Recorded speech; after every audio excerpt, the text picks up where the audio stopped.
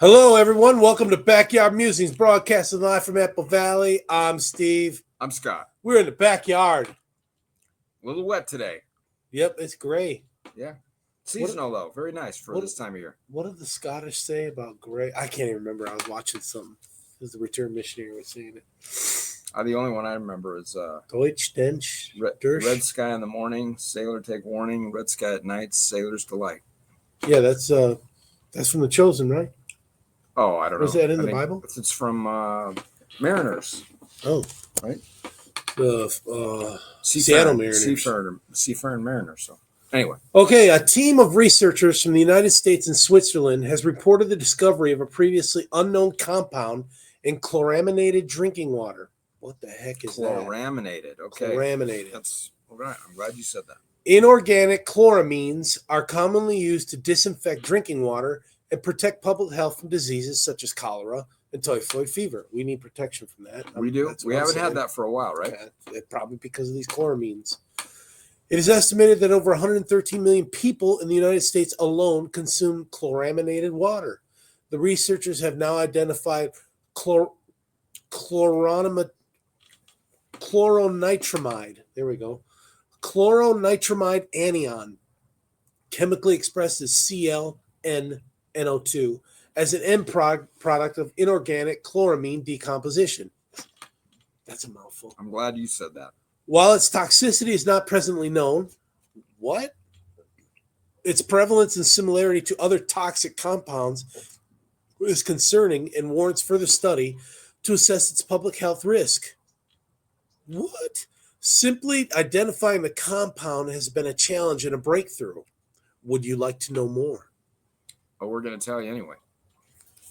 Julian Ferry, an associate professor of civil engineering, which is kind of weird, although they do deal with water and water lines, right? Civil engineering. At the University of Arkansas, was the first co-author on the paper published in Science, which we've documented their stuff a lot. Yeah. Or talked about their stuff a lot. Yeah.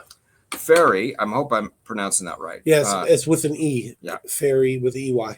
Yes. Noted that researchers have known about the compound for decades, but have been unable to identify it. That's weird. That is weird. He simply began trying to unravel a mystery 10 years ago. This is a quote. It's a very stable chemical with a low molecular weight. Okay. Okay, I'm not a scientist, so I'm not exactly sure what that all means, but I guess it's a good thing. Ferry said, again, quote, it's a very difficult chemical to find. The hardest part was identifying it and proving it was the structure we were saying it was. So if it's hard to find, it must be valuable. Got to be valuable. Okay. Okay. This included being able to synthesize like a synthesizer, right? Like the... Can you say that one more time for clarity's sake? Synthesize. Okay. The compound in this lab, which had never been done before. Samples were then sent for analysis to his colleague and co-first author on the paper, Juliana Lazakovits, a postdoctoral researcher at ETH Zurich. So I'm going to assume that's in Switzerland, right? Yeah, Switzerland. Yep. Inevitably, there will be questions about the health risks posed by this new compound, which could not be previously evaluated in any toxicity studies. What I want to know is I've got a filtration system from Home Depot that I bought for like $9,000. You know, it's got carbon and it's supposed to catch stuff. Yeah, Does it catch this? Was there a local company that put that in? Yeah. It kind of sounds like Rainsoft. Yeah. Lifetime Solutions. Yeah, Lifetime Solutions. Yeah. Did you used to work for them? No, they were a customer of mine. And I knew the guy that originally started the one here. And I don't know if he still owns it or not, but he used to be involved in a company that I dealt with up in Barstow, which is now defunct. But he's a good guy. Yeah, he's done well. I got it in the garage. Well this company. Yeah, I've known several people that have. They went through the test and showed us, from the tap, and it was disgusting. And then they went through and they installed the thing and then showed us, and the water was great. You've had good luck with it. I don't know about chloraminated water, though. But we're going to have to check that out. You've had no typhoid or cholera. Not that I know of. Okay. There's some strange things going on with me right now. Like I got tingling in my digits, but I don't know what that's to from. do with the water. I don't know. Sometimes my wife strikes me. You need to get to check that out. That might be it. Strikes you as in physically, or strikes you as in she's physically striking? She's striking. Yeah, she's beautiful. Yeah. Ferry, who studies the chemistry of drinking water disinfectants, explained in a previous. She is beautiful right there. She is. That's my little. I know his wife. Yeah. It's well recognized that when we disinfect drinking water, there is some toxicity that's created. When we disinfect, the chlorine or fluoride, right? Well, I know, coming from the plumbing supply industry, several years ago, SME. So when I first started in that, most of the water lines in this area, I would say probably 90% of them are from pre-2015 or 2020, are made from or used PVC pipe, white PVC pipe, polyvinyl chloride. And there was a study that said that these pipes, this type of plastic, could be cancer causing. Ooh, well, that's a big deal. That's a big deal. Lot of water lines, and I'm sure we're not the only area that has it. Ooh. So, but I mean, that explains a lot of things. Yeah, but I don't know. I mean, again, did it happen one time or two times, or like? And again, I don't know if you guys ever remember that movie. Is it Aaron Brockovich? Yeah, Aaron Brockovich. Yeah. So that was right out here, not too long from here, out in Hellendale. Oh, that was Hellendale, really? Yeah.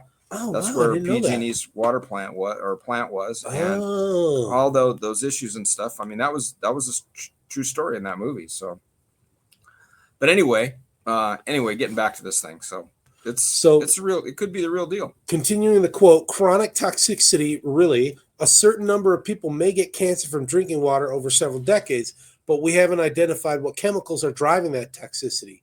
A major goal of our work is to identify these chemicals and the reaction pathways through which they form, end quote. Identifying this compound is an important step in that process. Whether chloronitramide anion will be linked to any cancers or has other adverse health risks will be assessed in future work by academics and regulatory agencies. What popped into my mind right there was Fauci and the beagles or the monkeys. Yeah. That's what popped into my mind just now. Such as the U.S. Environmental Protection Agency. At the very least, toxicity studies can now be completed on this compound thanks to its discovery. I wonder if they're going to call it fairy mitride or something. Name it after this guy. I don't know. Or maybe that other person too, Juliana. Right? Laskovitz or whatever. Even if it's not toxic, Ferry explained, finding it can help us understand the pathways for how other compounds are formed, including toxins. If we know how something is formed, we can potentially control it. Just like Terminator saying, if it bleeds, it can die. Not Terminator, Predator. Arnold Schwarzenegger. Right. He said that. Yeah, we're just talking about. I saw a guy riding a motorcycle with a Predator helmet on the other day. Oh, really? Yeah, it was. That's cool, man. Spooky looking. That is so cool. Did he have the little thing on his shoulder that could? He had like the long threads. It was bizarre. That is cool. So I gotta correct myself. I said Hellendale was where that movie was from, and the PG&E plant is actually in Hinckley, which is a little farther down the river from Hellendale. So. Okay. Anyway, again, pardon the pronunciation of some of these names here.